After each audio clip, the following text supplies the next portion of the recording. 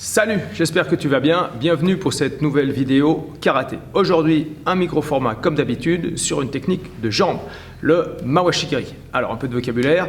Mawashi circulaire, giri, coup de pied. Donc, coup de pied circulaire. Ce qui est circulaire là-dedans, en fait, c'est la trajectoire du pied. C'est plutôt un demi-cercle qu'un cercle complet. On le verra tout à l'heure.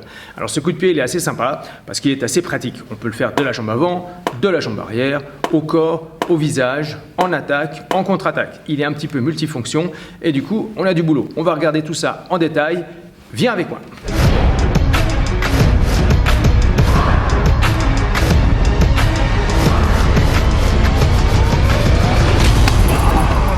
Pour commencer, bien entendu, un échauffement, mais il faudra mettre l'accent particulièrement sur les jambes. Un peu d'étirement pour étirer tes adducteurs, les muscles que tu as entre les jambes, afin de ne pas te blesser lorsque tu vas faire tes coups de pied, surtout si tu les fais très haut. Quelques étirements en position debout, ça ira très bien. Puis éventuellement en position assis, en écart facial, d'un côté, de l'autre, de face. Et je trouve assez intéressant également de terminer avec un exercice où tu vas articuler la hanche avec une jambe fléchie, une jambe tendue, et tu fais des mouvements de genoux en haut, en bas, en insistant bien sur l'arrière. Tu peux même rajouter la position qu'on appelle du sauteur de haie, avec une jambe tendue et l'autre jambe pliée sur l'arrière, mais cette position elle n'est pas vraiment recommandée pour le genou, parce que physiologiquement c'est pas super, alors n'insiste pas trop, mais ça reste un exercice qui est très bon puisqu'il ressemble à la position du mawashi giri. Maintenant, comme tu le sais, pour faire un mouvement avec grande amplitude, il faut être souple, mais également il faut être fort, musclé. Donc je te propose de travailler ton mawashi giri en te tenant à ton partenaire pour maintenir l'équilibre et en faisant une technique de jambe mawashi au corps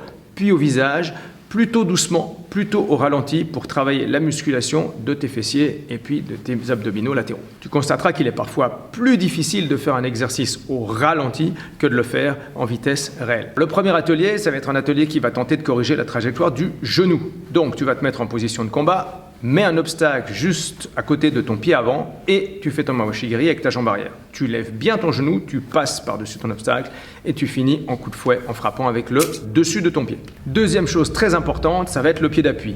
Au départ, il ne va pas bouger pour ne pas donner d'indice à ton adversaire, mais par contre, à la fin du coup de pied, il faut absolument que ton pied d'appui se tourne, que le talon aille quasiment en direction de la frappe pour que tu puisses mettre la hanche dans la bonne position. Deuxième atelier, pour travailler encore bien la technique, c'est l'atelier qui va te permettre de contrôler la position du genou avant le coup de pied. Donc tu vas prendre ton partenaire qui va tenir devant lui un bâton dans l'axe et l'objectif pour toi ce sera de venir toucher d'abord le bâton avec le genou et ensuite développer le reste du mawashi giri avec la jambe. On voit aussi dans cet exercice l'importance de la distance et avec quelle partie du pied on frappe. On ne va pas frapper avec les orteils, le bout du nez, mais vous devez vraiment chercher à viser l'oreille, le côté de la tête avec le dessus de votre pied qu'on appelle esoku en japonais. Comme je te le disais en introduction, le mawashi giri, s'il se fait de la jambe arrière, il va être très fort. Alors, tu as installé ton sac de frappe à la maison? Yeah! Alors, c'est le moment d'y aller. Défoule-toi, frappe fort de cette jambe arrière. Mais attention, place bien ton pied, frappe bien avec le dessus de ton pied pour pas te faire mal. Bien entendu, tu peux le faire aussi de la jambe avant. Alors, s'il est fort de la jambe arrière, de la jambe avant, il sera plus rapide. Et c'est ce qu'on a besoin quand on fait du combat, bien entendu. Donc, ce que je te propose, c'est de regarder un coup de pied quasiment forme finale, mais surtout regarder ce qui se passe au niveau du déplacement. Ça va être important de travailler comme il faut avec ta jambe arrière. Là, je vais te montrer un exercice avec des marques au sol, où tu vas te mettre par-dessus des ceintures et tu vas ramener ta jambe arrière sans que ton partenaire puisse le voir. Il faut que ta jambe arrière, elle soit cachée. Tu la ramènes légèrement pour gagner un peu de distance et ensuite tu inities ton coup de pied avec la jambe avant et hop, tu me rajoutes encore un petit sursaut puisque tu es trop loin et finalement tu arrives à l'impact. Donc ce déplacement-là, il est hyper important. Il faut qu'il soit caché pour qu'il soit efficace. Par exemple, tu vois, hop, je ramène ma jambe arrière, mais toi tu le vois pas. Hop, ça bouge ici, mais tu le vois pas trop. Ça bouge, élévation et paf. Et je te rappelle qu'un point au visage, c'est 3 points marqués en combat. Ah ouais, j'avais oublié de le dire. En compétition, les coups de poing, c'est 1 point. Les coups de pied au corps, c'est 2 points. Et les coups de pied au visage, c'est 3 points. Je vois pas pourquoi on s'en priverait, donc vas-y, envoie.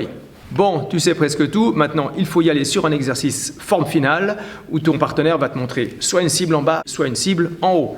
En bas égale, bam, coup de pied de la jambe arrière, t'avais deviné, en haut, tac, coup de pied, jambe avant. Va le plus vite possible, éclate-toi, c'est comme ça que tu vas devenir un champion. Allez, un dernier petit bonus pour les gens un peu plus expérimentés. Cette fois-ci, tu te places en position mawashi avec le genou haut et je veux te voir sautiller 4 petits sauts en avançant, frapper avec la jambe, 4 petits sauts en reculant, frapper de nouveau avec la jambe. Si tu as un partenaire qui te tient une raquette, c'est bien, mais tu peux aussi le faire dans le vide face à un miroir. L'important, c'est de répéter, l'important, c'est de s'entraîner et puis d'avoir du plaisir. Donc voilà, travaille bien, bonsaï, à tout bientôt et vive le mawashi gai.